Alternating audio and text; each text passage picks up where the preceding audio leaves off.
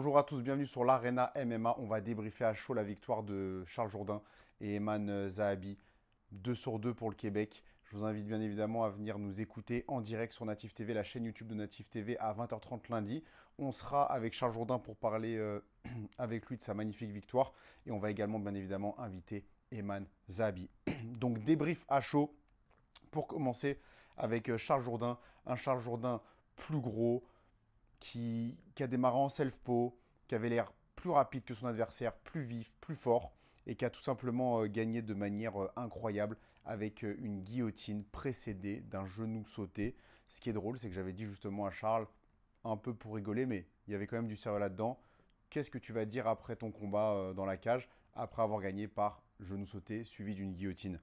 Donc franchement, un Charles Jourdain qui lançait des combinaisons, un Charles Jourdain vraiment à l'aise dans son combat. Il recevait quelques inside leg kicks, c'était ça que Davy Grant envoyait. Sinon, il envoyait pas mal de high kicks aussi. Charles, beaucoup atterrissait dans les avant-bras, dans la garde de Davy Grant.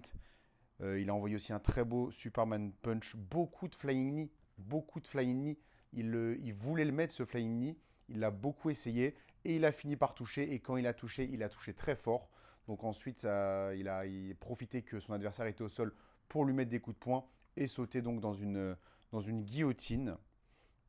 Une guillotine, il fait souvent la même, c'est-à-dire c'est une guillotine avec l'avant-bras. C'est pas une guillotine qui met de la pression au niveau des artères, c'est vraiment une guillotine, je dis artères, mais c'est pas des artères.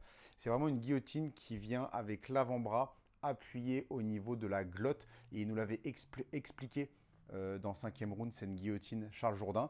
Et d'ailleurs, magnifique guillotine, il savait que ça allait passer. Il a dit après au micro de l'UFC que c'était la meilleure guillotine de l'UFC. Pour rappel, les actes back les paroles de Charles, parce que ces 3 dernières victoires à Charles, 2 au premier round, une au deuxième round, les 3 sont par guillotine et c'est à chaque fois cette guillotine tenue avec la main comme ça et l'avant-bras, donc l'os de l'avant-bras qui vient écraser la pomme d'Adam de ses adversaires. On va demander à Charles, bien évidemment, de nous expliquer cette guillotine plus en détail. Peut-être que je dis des bêtises là, mais je viens de voir le combat. À l'heure où je parle, il y a Hollande d'ailleurs contre Malotte. Mais pardonnez-moi si je fais des erreurs techniques. J'ai pas revu le combat. Et donc là, ce que j'aimerais dire, surtout au niveau de Charles Jourdain, c'est qu'on a un nouveau Charles Jourdain. Alors, souvent, j'aime bien dire on a un nouveau, un tel ou un tel, mais là, c'est vraiment vrai. Charles Jourdain, je le vois comme un Charles Jourdain 3.0. Pourquoi?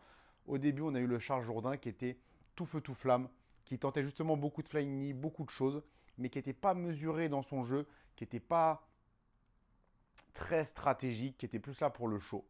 Ensuite, on a eu un Charles Jourdain qui s'est calmé et qui était beaucoup plus stratégique, beaucoup plus mesuré, beaucoup plus présent justement pour gagner plutôt que pour le show. Et là, avec ce combat, et celui d'avant aussi, mais surtout ce combat-là, on a vu un Charles Jourdain mixer aussi bien le show, la créativité, avec la stratégie. C'est pour ça que là, je pense qu'à 29 ans, il atteint officiellement le début de son prime en tant que combattant, en tant qu'à l'UFC, en tant qu'homme aussi sûrement. Et ce combat en est le témoin justement donc par cette nouvelle version de Charles qui mixe aussi bien créativité et mesure. Donc hâte de voir la suite. Il est à 2 victoires consécutives sur 2 combats dans cette catégorie des 135 qui semble être vraiment la bonne catégorie pour lui. Il avait l'air plus gros que Davy Grant, malgré tout plus rapide. Donc hâte de voir c'est quoi la suite. Espérons, il l'a demandé, espérons que l'UFC lui donne un top 15. C'est pas sûr, ils vont peut-être lui donner un top 20 ou un autre nom, mais espérons-le, tout est possible. Un top 15, ce serait parfait pour enchaîner. Je pense qu'avec 2 finishes comme ça, rapides, il a les arguments en tout cas pour obtenir son top 15. Donc, j'en dis pas plus. La suite dans 5e round lundi en direct à 20h30 sur la chaîne YouTube Native TV. C'est rediffusé pour ceux qui ont la télé. C'est rediffusé sur Native TV tous les mercredis à 20h30 et les samedis à 16h30. Maintenant, passons à Eman Zahabi. Quelle guerre il a menée contre Marlon Vera. Une guerre gagnée par split décision. Je comprends pas celui qui a donné le 3e round à Marlon Vera. Donc, on est tous d'accord que Eman gagne le premier et qu'il perd le deuxième. Je pense qu'il a vraiment gagné largement, largement. Sans contestation possible, en tout cas, le troisième round. Apparemment, pour un juge, ce n'était pas le cas. Donc, un premier round mesuré de la part de Eman Zahabi où il avait le contrôle du centre de la cage, où il a imposé son rythme. Et on le voit quand Eman Zahabi impose son rythme, il est très dur à contrer, il est très dur à toucher. Et c'est quand Marlon Vera reprend un petit peu le rythme que là, Eman a plus de mal, ou en tout cas Marlon avait plus de facilité, mais ça c'est normal, hein. Quand on dicte le rythme du combat, c'est beaucoup plus facile que quand on se le fait dicter. Donc premier round gagné comme il faut, en strikant. Zahabi qui domine finalement en striking, un des plus grands strikers de la catégorie. Le deuxième round, bon bah alors là on a eu quand même très peur. Un léger knockdown, c'est pas non plus un énorme knockdown qui se prend, c'est un knockdown.